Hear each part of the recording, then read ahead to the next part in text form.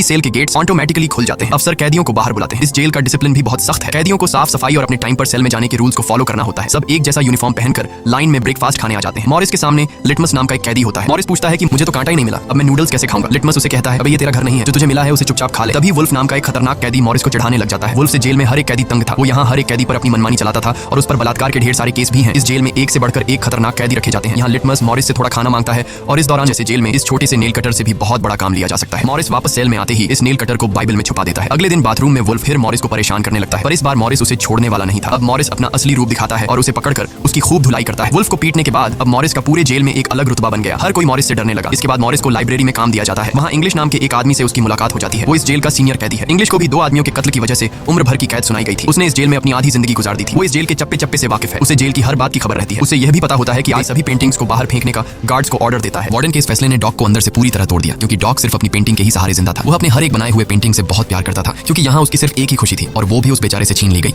Morris उसे समझाता है कि कोई बात नहीं, वो सिर्फ पेंटिंग ही तो थी, तुम और भी बना सकते हो। लेकिन डॉग इस सदमे से बाहर नहीं आ पा रहा था। अगले दिन उसे देखकर मॉरिस गार्ड से कहता है कि प्लीज डॉग पर नजर रखिए, वो बहुत ही परेशान दिख रहा है, कहीं वो खुद को नुकसान न पहुंचा ले। फिर गार्ड मॉरिस को कहता है तुम अपने काम से काम रखो। डॉग को भी मॉरिस के साथ कारपेंटर का काम दिया जाता है। तभी डॉग छुपकर मॉरिस की जेब में कुछ रख देता है। उसके बाद वो एक गार्ड को बुलाता है और कारपेंटरी के लिए दी गई कुल्हाड़ी से अपनी 3 उंगलियां काट लेता है और कहता है कि जिन उंगलियों से मैं पेंट नहीं कर सकता उनकी मुझे जरूरत नहीं है। यह कहकर वो चिल्लाने लग जाता है। तब गार्ड उसे पकड़ कर ले जाते हैं। मॉरिस देखता है कि डॉग ने उसके कोट में वही फूल डाल दिया है जिससे उसने अपनी पेंटिंग बनाई थी। शायद वो मॉरिस को बताना चाहता है कि इन लोगों ने मेरी खुशी मुझसे छीन ली। मॉरिस डॉग की कटी हुई उंगलियां उठाकर एक डिब्बे में डालता है और गार्ड को देखकर कहता है कि जाओ अपने वार्डन को दे दो, वो इसे देखकर बहुत खुश होगा। अगले दिन मॉरिस अपने सेल में बैठा होता है। तभी वो देखता है कि एक कॉकरोच एयर वेंट के अंदर जा रहा है, जिससे उसे अंदाजा हो जाता है कि यहाँ से बाहर जाने का कोई रास्ता जरूर होगा। इतने में इंग्लिश आकर बताता है कि डॉग ने खुद की उंगलियां इसलिए काटी क्योंकि उसे पेंटिंग करने की परमिशन रद्द कर दी गई थी, इसीलिए उसने तंग होकर अपनी उंगलियां काट ली। यह जानकर मॉरिस को बहुत गुस्सा आता है। अगले दिन डाइनिंग हॉल में वार्डन मॉरिस से पूछता है कि तुम इस डॉग को इतना सपोर्ट क्यों कर रहे हो। वो कहता है ऐसा कुछ नहीं है। ये कहकर मॉरिस वापस टेबल पर जाकर बैठ जाता है। वहाँ उसकी मुलाकात 2 भाइयों जॉन और क्लैरेंस से होती है, पर मॉरिस उनसे ऐसे बात करता है जैसे वह उन्हें पहले से जानता हो। जॉन और क्लैरेंस दरअसल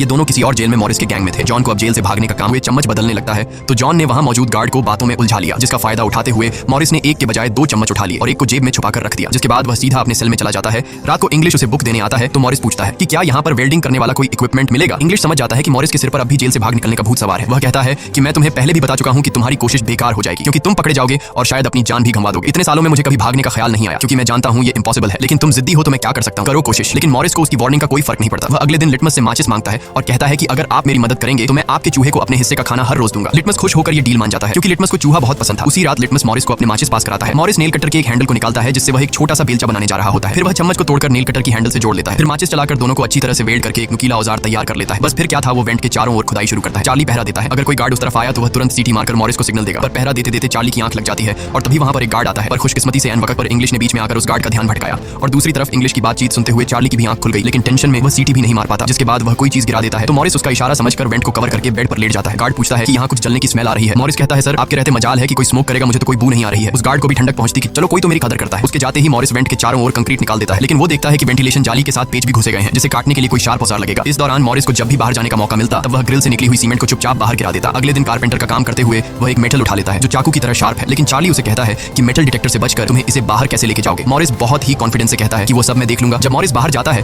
तो दरवाजे पर मेटल डिटेक्टर बजने लगता है। दरअसल मॉरिस मेटल को हाथ में उठा लाया था। गार्ड पूछता है कि ये क्यों लेके जा रहे हो। मॉरिस कहता है सर वो मैंने सोचा कि कपड़े टांगने के लिए इसे यूज करूंगा। गार्ड कहता है ज्यादा होशियार मत बनो और वो मुझे दे दो। ये कहकर गार्ड वो मेटल उससे ले लेता है और मॉरिस को पूरी तरह चेक करके जाने देता है, लेकिन अपना हीरो तो हीरो है। दरअसल उसने 2 मेटल चुराए थे, एक हाथ में लाया था और दूसरा शूज में छुपा के रखा हुआ था। उस शार्प मेटल से वह ग्रिल को काट लेता है। अब बारी आती है गार्ड्स को चकमा देने के लिए नकली सिर बनाने का, जिसके लिए हाथ से उसकी लाठी नीचे गिर जाती है। उसे उठाते हुए वो देखता है कि मॉरिस के बाल बहुत अजीब दिख रहे हैं। अब चार्ली डर के मारे कांपने लगता है कि आज तो काम से गए। गार्ड मॉरिस के सेल के अंदर हाथ घुसाकर उसके बाल टच करता है, तो मॉरिस पूछता है क्या हुआ सर, मेरे बाल इतने खूबसूरत हैं क्या। लकीली एन वक्त पर मॉरिस नीचे आकर वहां लेट गया था। अगले दिन मॉरिस अपने साथियों को बताता है कि छत पर एक रास्ता है, लेकिन उसे एक ग्रिल से बांध के रखा हुआ है और वह ग्रिल बहुत ऊंचाई पर है, मुझे एक और साथी की मदद चाहिए। तब जॉन कहता है कि मैंने अपना वेंट पूरी तरह खोद दिया है, आज रात मैं भी वहां पहुंच जाऊंगा, दोनों मिलकर ग्रिल को खोलेंगे। उसी रात मॉरिस और जॉन अपने वेंट्स के जरिए छत पर पहुंच जाते हैं। जॉन मॉरिस को उठाता है और मॉरिस ग्रिल को पकड़ लेता है। जॉन देखता है कि यह लोहे का ग्रिल बहुत ही मजबूत है और उसे पूरी तरह से वेल्ड किया गया है। उसे निकालने का एक ही रास्ता है और वह है इसे ड्रिल मशीन से काटना। अगले दिन म्यूजिक क्लास में सभी अपनी अपनी मर्जी का इंस्ट्रूमेंट बजा रहे होते हैं। तभी मॉरिस की नजर वहां रखे एक छोटे से पंखे पर पड़ती है, जिसे देखकर मॉरिस को लगता है कि वह इस पर काम करके एक ड्रिल मशीन बना सकता है, जिसके लिए वह चार्ली से कहता है कि तुम किसी तरह करके इस पंखे को यहाँ से छुपा। चार्ली बड़ी आसानी से इस छोटे से पंखे को अपने इंस्ट्रूमेंट बॉक्स में छुपा कर रख देता है। जब चार्ली बाहर आता है तो गार्ड्स उसके इंस्ट्रूमेंट बॉक्स को चेक भी करते हैं, लेकिन उन्हें पंखा नहीं नजर आता और चार्ली को जाने दिया जाता है। वह पंखा जैसे ही मॉरिस के हाथ लगता है